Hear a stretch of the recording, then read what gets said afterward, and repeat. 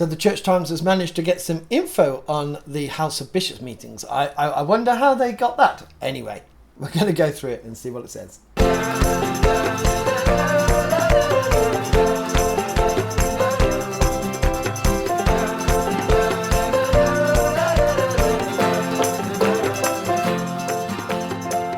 Hi, welcome to the channel. My name is Rev Dan and I'm a vicar in the Church of England.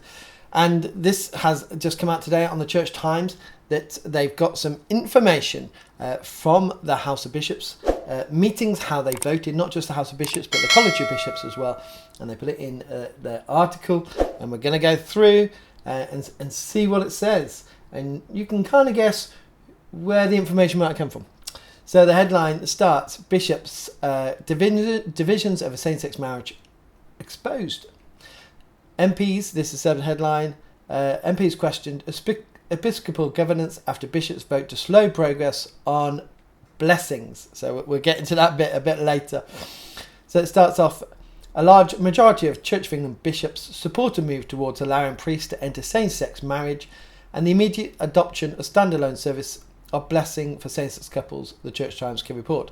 So this follows from last week where the paper came out for General Synod on Friday, which doesn't include the paperwork for priests to enter same-sex marriages, and also delaying the standalone services for another 2 years.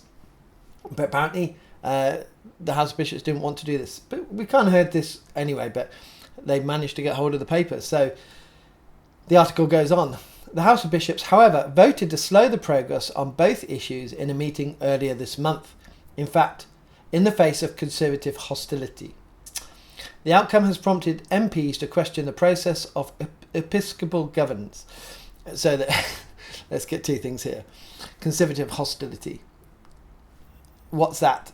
You know, big words to say. What hostility? That we're saying that you can't do this. One, you know, we've been saying a long time it's going against the teachings of Jesus. But two, the process that it's going through is not legal as well. And so this is now considered conservative hostility. People, it's the words they're using. There's a narrative coming. In the next few weeks, there's going to be a narrative that that we're going to hear more of these words. I bet you this is what's going to happen. It's not based on biblical truth where we stand now. It's going to be words. And we can't make this a war of words, by the way. And I know it's so hard not to enter into that. But conservative hostility, you know, what if I say the word hostility, where's your mind go? Where's your mind go at the moment? Middle East? You know, that's what you're associating, hostility. It's not. It's conservatives are trying to stand up and saying, first of all, there's a theological issue. You're interpreting the scriptures wrong. And then the process that you're following is a process that you're not following correctly. And that's being brought up in General Synod. And so many people are saying that. And even bishops now, 12 bishops, have come out and said that themselves.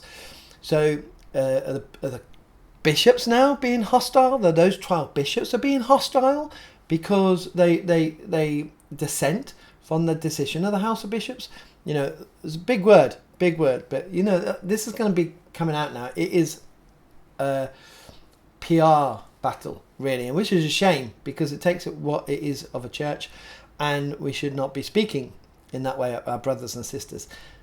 So from our side, you know, we should not be speaking in a way that ruins relationships between brothers and sisters in the church.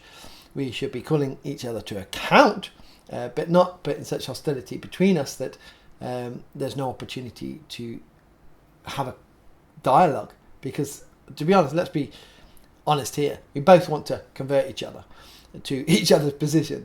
But if we're just shouting at each other, why would I want to go speak to somebody? Why would I want to go speak to someone? I get called names, you know, and it's like, well, why do you do that? What, you know, how's that going to help your cause? So, the face of conservative hostility. I want to see facts on that. I want to see what and if that is true, and they can produce facts on this, I think we need to know. And so we need to call that account on our side. If there is hostility, then we need to know, because it's not helping our cause. So, yeah, facts would be great, Church Times. And then the second part of this, the outcome has prompted MPs to question the process of episcopal governance. Now, they've Parliament years ago let General Synod run itself and rule itself, and we set it up on the system that we have.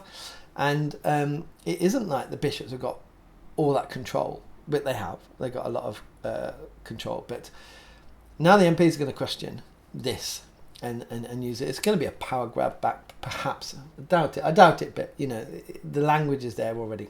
So, pastoral guidance that would allow priests to enter into same-sex marriages was drafted before the College of Bishops, so that's the larger part of the bishops, meeting at the end of September.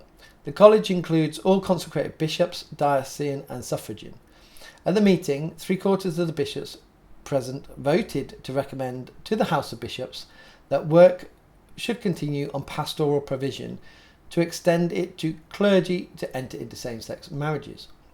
The House comprises of all the dioceses and selected suffragans. So I think there's like 54 plus 9 or something like that in the House. And as one of the three houses, the General Synod has more formal authority than the college. So when the papers for next month's meeting at General Synod are released on Friday, and if you want to watch my going through 108 pages, you can watch the video here and my responses to some of those things in there. It says, however, no provision for clergy to enter into same-sex marriages was contained in the sections of the pastoral guidance which were published. Instead, the document relating to living in love and faith said that further work was required on the pastoral guidance for clergy and lay ministers. And this is the Liberals are angry it's not included anyway. But to be honest, my complaint is the bishop should have brought the whole package, not a piecemeal. Here's one bit and here's another bit, and then we're going to bring a bit. That's for a synod to sit down and be able to read everything, the whole package, rather than bits over months or years. It doesn't work. It's not good practice. It's the whole package. So there's arguments on both sides about the process here. Goes on to say the bishops of London and Winchester, who are currently leading the LLF process, wrote, given the complexity of these topics, more work still needs to be completed in this area. While we recognise this will be disappointing for many, particularly where there is an urgent need for clarity, it is essential that this guidance is robust and sufficient enough on key questions for long-term decisions to be made, which is absolutely true. But the other argument is, why was this rushed? Why did this not kind of being understood before it was brought to Synod in February, or since it was brought to Synod in February, instead of saying we're going to be done in July, to say, well, actually it's going to be another year before we even get close to looking at all this, because this piecemeal thing is not good for anybody.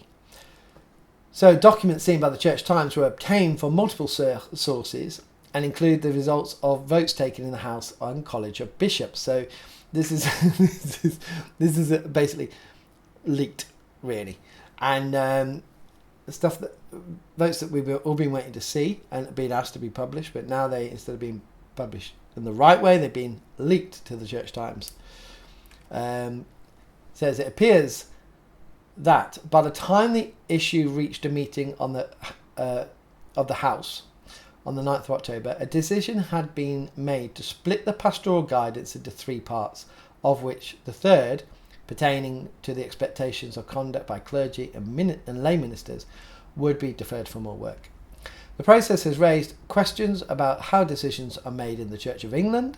One bishop told the Church Times, as soon as you think that you've decided something, they come up with something else, which is a big statement by the bishop. As soon as you think you've decided something, including him, they come up with something else.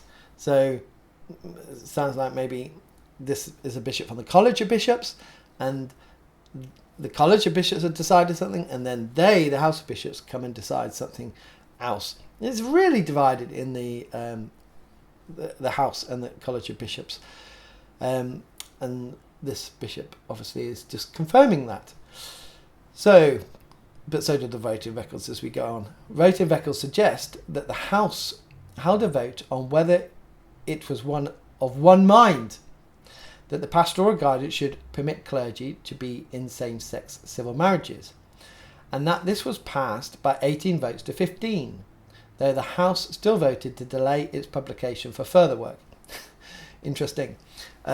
15 to 18 is not one mind. What's that? 33 in total. That's of one mind. 33 to 0. Not 18 to 15. That's pretty split to my mind. That is not of one mind. So of course they should vote to delay its publication if they're not of one mind, if they're not agreeing, because they should have something that they've read and they're just not agreeing on it. Then of course it needs to go for further work. They're not of one mind. Goes on to say, after a positive, if contested, vote in the Synod in February, there has been widespread expectation that a change will be made to the Church's current ban on priests enter into a same-sex marriage, as well as immediate approval of services for prayers of blessing. The announcement last Friday that work on this aspect of the pastoral guidance was to continue until next year provoked a strong reaction this week. Twitter's gone mad from what I hear. I'm not reading it all on there, but it's what I hear. So it goes on, and this is where we get to the Parliament part. I never known such anger and dismay among Anglicans, the Labour MP Brent Bradshaw said on Monday after he published a letter to the Second Church Estates Commissioner Andrew Zelos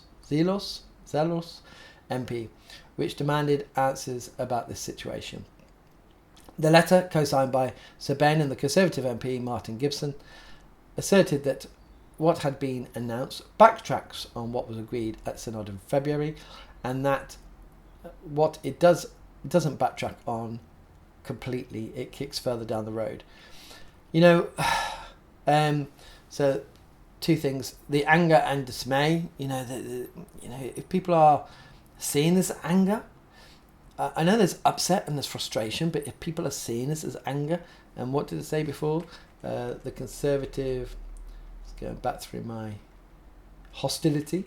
If this is both true, then we need to check ourselves as Christians on all sides. We should not be showing to the public hostility and anger. That's not Christ-like at all.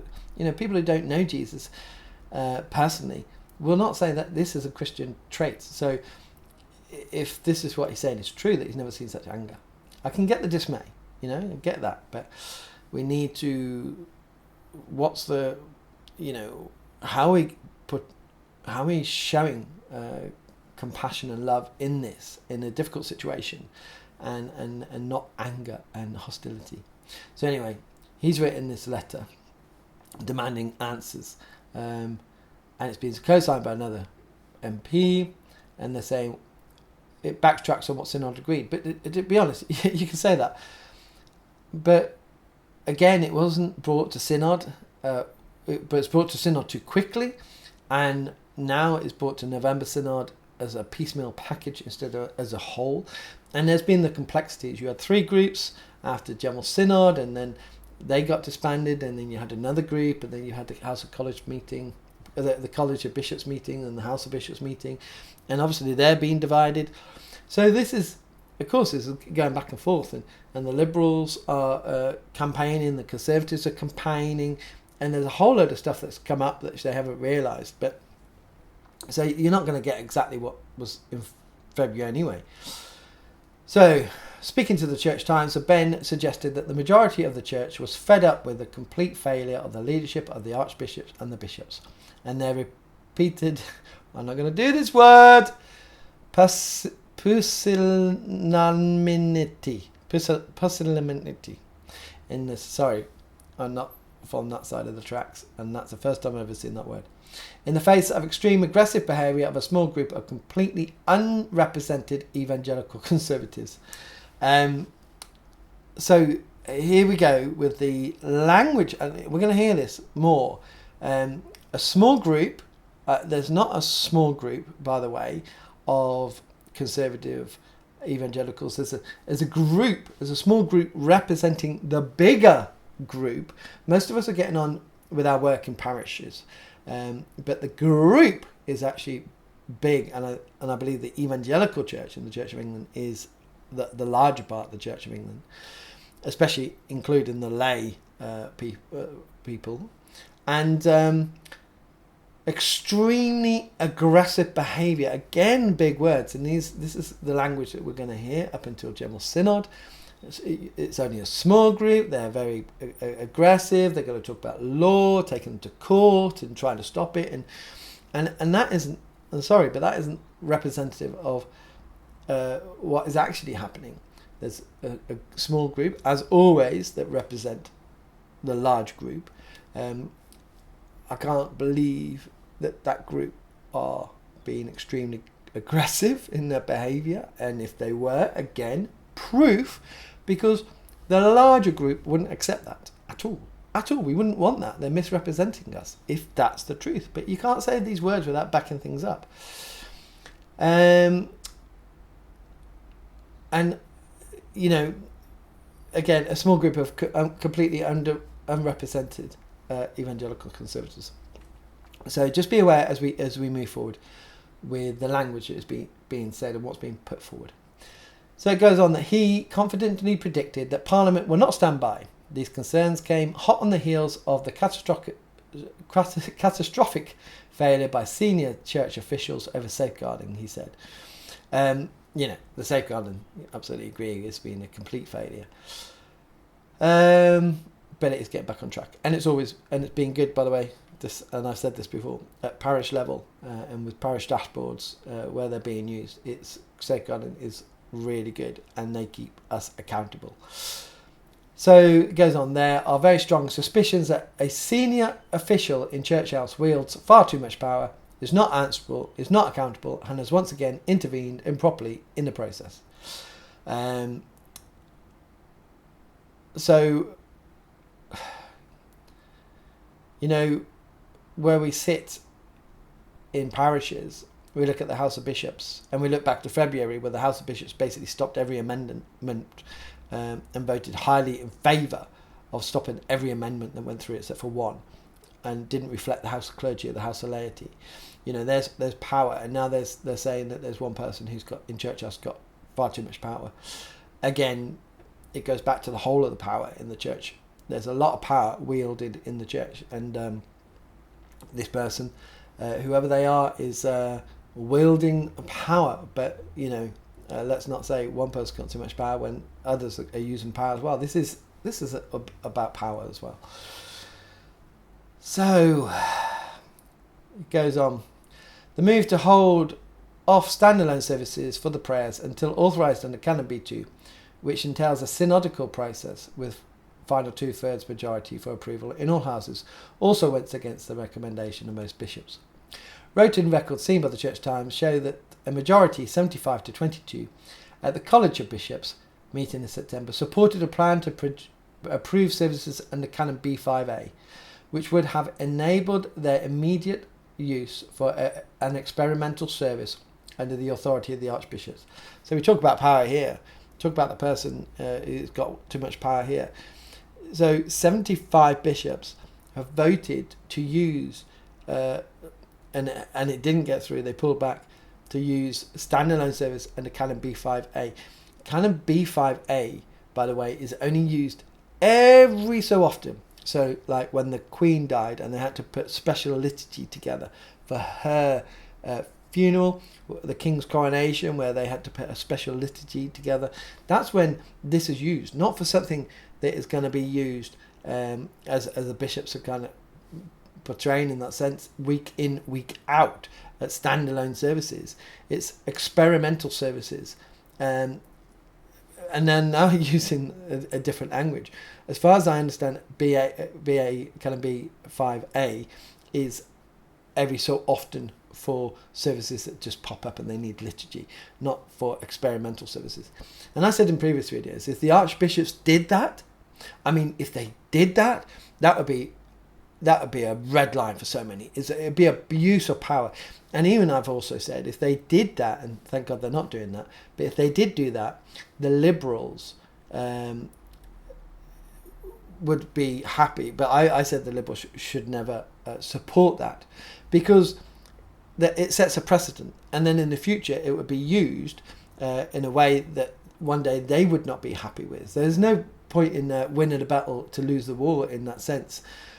It's about process and following the process properly, and making sure, and this is the danger here with something that is quite a hot topic and quite divisive, is to get things through that processes aren't followed or people aren't held accountable, because that can only be abused in the future. And so we have to be careful no matter which side we stand, and that's really important. So it goes on to say, at a meeting on the 9th of October, however, the House of Bishops opted to take a different route and instead move straight to the full synodical process outlined in Canon B2. The College of Bishops had expressly voted against this by a majority of 68 to 28. Well, again, fine. Those bishops, they're bishops, they need to follow synodical process, and now they have. Following Canon B2 is synodical process. It has to go through lots of debates, talking, probably revisions, and voted on by each house, laity, clergy and bishops, and get a 2/3 majority. And then if it gets through, it becomes a standalone service.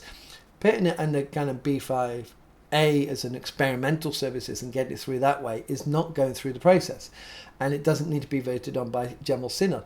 Being a bishop has a responsibility, and we shouldn't be allowing the bishops to get this through because they want to get through and bypassing General Synod. What's the point in having General Synod? We have to do this properly. There is a process there, and we have to follow processes in our parishes with PCC. Yes, sometimes it can be frustrating, but the process is there to protect the church and the parish. And so I'm glad that this hasn't happened, because even though the bishops wanted it, obviously the majority of bishops, it's not the proper process. And we all know this really. So it says, the decision to reverse this in the House was by a small margin, 19 in favour of the plan to proceed straight to B2 and 16 against. Although this would delay implementation, it means nonetheless that the votes are likely to be taken by the present membership of Synod. When Synod voted to approve the prayers of love and faith in February, the motion failed to gain 2/3 majority in either house, the houses of clergy and laity, but it did in the House of Bishops.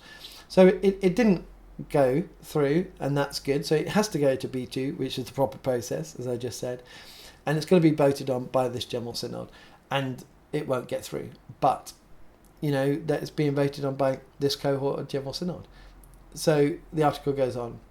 Since the summer, multiple letters from a coalition of opponents to the introduction of prayers have warned the bishops that anything other than pursuing authorisation under Canon B2 would be unlawful, unconstitutional and illegitimate. And absolutely right. And just a small parish priest here, and I can see it. So the Church Times has been seen further letters written by the group sent to the archbishops, the bishops and the archbishops 3 days before the House's meeting, urging them to reject the route offered by B5A, saying that it was not a safe, effective or legitimate means by which the prayers can be finalised and adopted for use in the Church of England, which is absolutely true. And I think he was either stopped by this powerful person, they say, or the legal advice said, because it wasn't just about getting them through. If they did this and people either used them or refused to use them, they opened us up or them to clergy discipline measure. It even opened up the bishops for a clergy discipline if they allowed them. It was getting quite complex in different whatever routes were going. It was getting quite complex. So stuff has been leaked, of course. It feels, in a sense, this is now quite political, and we're going to find different things coming out like this, different leaks. This all did you get this from the Church Times? It's all the negative on the conservative side. There's nothing about lobbying from the liberal side or progressive side. There's nothing there. I'm sure 3 days before the House of Bishops voted that the the progressive, the Liberals wrote letters or were campaigning as well. I'm not sure they're just being quiet about this. So let's be fair, let's be balanced on this. And most of all, I know this is so divisive, but let's show Christ. Let's show Christ to all those who are watching. This is going to get into the national newspapers and on TV come November. And let's not show them, yes, we are divided as a church, but let's if we really do believe Jesus is our risen Lord and Saviour, let's show that in the way that we treat each other going forward.